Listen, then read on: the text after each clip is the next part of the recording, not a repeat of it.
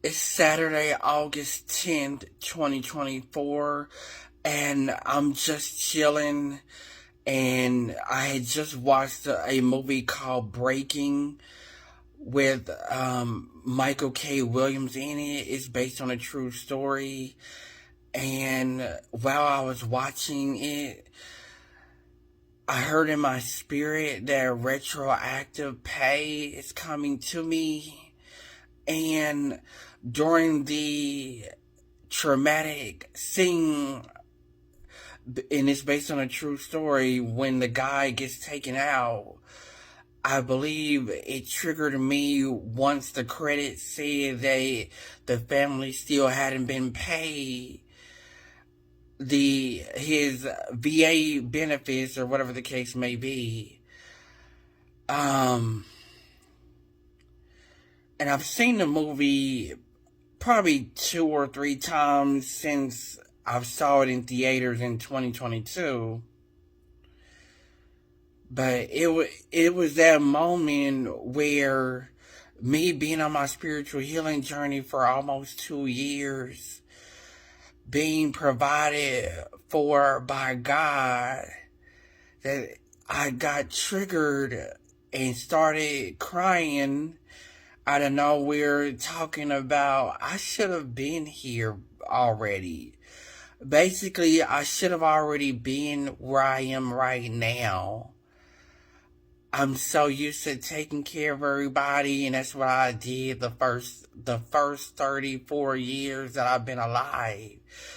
Taking care of family, taking care of home, and taking care of everybody else in my community, my church, social media, real life, just or random people that pop up out of nowhere, whether they are scammers, spammers, or whatever the case may be. Just taking care of everybody else, watching everybody else live their best life, have their kids, this, that, and the other, and being the oldest child and not having any male mentor guidance as a man in general, and learning how to find my team, my tribe, my village, and growing my spirituality as a prophet, born as a prophet. I've been knowing personally, today makes 8 years, August 10th, 2016, when God woke me up out of my sleep, calling me prophet of God, telling me to wake up, and I woke up after I heard that.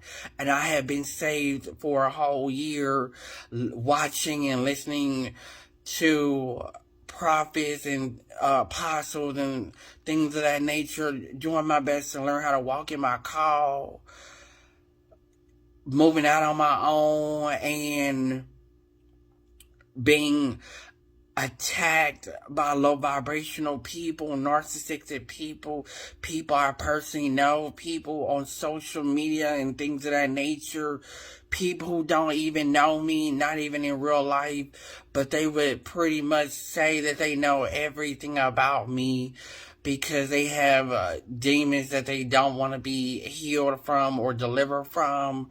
Meanwhile, they see my light, so they want to use me and verbally abuse me, physically abuse me, or just find any random narcissistic flaws in themselves and project them onto me and things of that nature. And I've had to learn how to break out of the boxes that I put my own self in, and that the boxes that people have put me in, so they can control me and keep me stagnant and not grow when I should actually already be where I'm at right now already. I should have already had my own kids and things of that nature.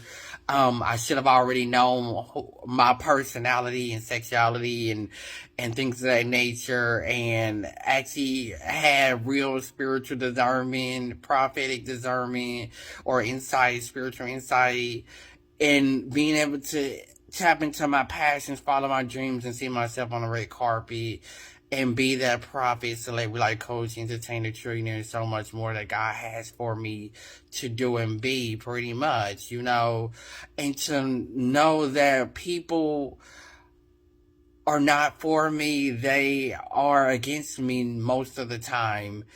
I have people that come alongside me every once in a while, but I'm a popular loner. I'm usually by myself while I fight to get out of everybody else's shadow because they're so used to being in my own. They want the validation that I already seek for my own self because I had to build myself up and let God use me and open my spiritual eyes and ears and discernment. Unlock my chakras, unlock my gifts, talents, and skills, and things of that nature. Yeah, and it's like I thank God for this spiritual healing journey because I wouldn't have gotten to this point to know who I am personally and believe in it and do my best to keep the faith. Right now, it's like a cloudy, gloomy day. I'm always physically drained spiritually because my body, physical body and spiritual body is doing a lot of manifestation and transformation and elevating and things of that nature. And it's like, I don't go a day without being tested. My life is not perfect at all. It's not perfect, but I'm great at what I do because that's what my name means. It's just that people do all that they can to dim my light and say that I'm not doing what I'm supposed to do and things of that nature when I am. They just see them who they don't want to be. They choose to say the same. Meanwhile, I don't really have nobody to really lean on but God. You know, and I've had to heal from losing people physically, emotionally, and all of that. And still be willing to show up and help people, motivate and inspire them and elevate them and give them ideas for free and things of that nature, and know who always looks for me and know their names and details and things of that nature, even when I'm not myself.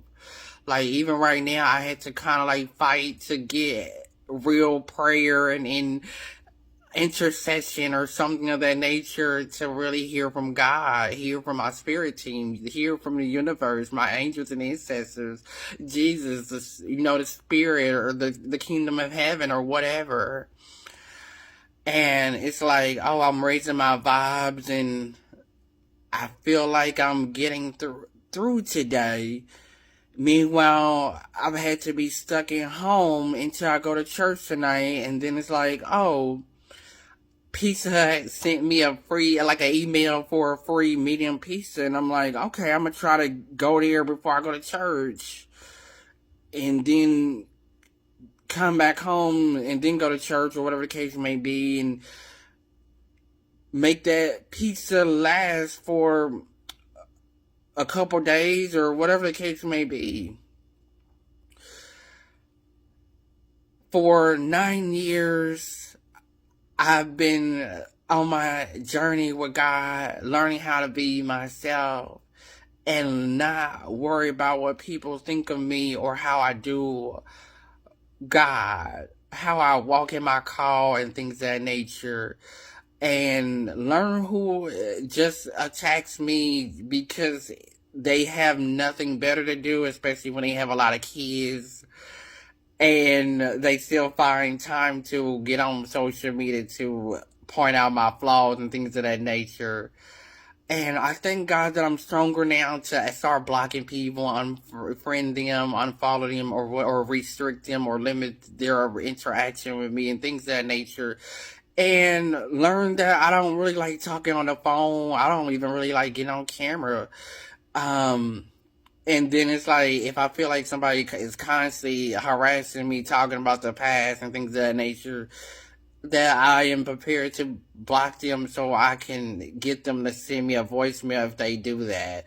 And I'll probably listen to it and call them back if it's really urgent or an emergency. But it's like, I thank God that I'm willing to be more open-minded and be more of a reciprocation receiver and things of that nature. Because I should have already been here. I should have already been taken care of. I shouldn't have been distant. My community, family, things of that nature who think they know everything about me shouldn't have been distant. People should have been able to reach out to me and actually talk to me in person, because I'm really a face-to-face person, not on a internet person. Yeah, it's like I'm getting to know myself better, so I don't have to fake it or pretend. You know, I am literally a better man for it. Learning how to embrace the opposition, the warfare, whatever is the energy shifts, like everything else in between, and still show up and help people, do my best to be nice, come alongside the crew members, the entry-level workers, or whatever the case may be, the supervisors, team leads, assistant managers, general manager, district manager, regional manager, the CEOs, the vice presidents, the boards of commissions, and directors, and things of that nature.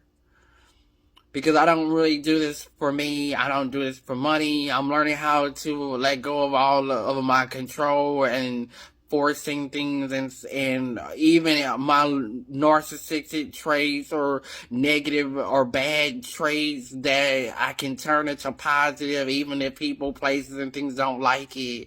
Like TikTok, you don't like what I have to say, apparently, and apparently I'm offensive no matter what I post. When as on Facebook and Instagram and YouTube, I pretty much post the same thing and never get flagged for real. So, yeah, some platforms, some communities and things of that nature, yeah, they're just so sensitive. And when I'm supposed to be the sensitive person, I'm the empath, I'm the Leo, I'm the introvert, I'm the healer and the prophet and the rapper, the singer, the storyteller. I'm just telling my life story, telling my testimony, telling stories like God wants me to do. And prepare for my promised land, my milk and honey, my mountaintops, the president, the whole world, the kings and queens and things of that nature. I want my bag and I need it. I need my bag. I want my bag. My money's acting funny, and hey, I'm coming into alignment where, hey, everything is being paid. Everything is for free.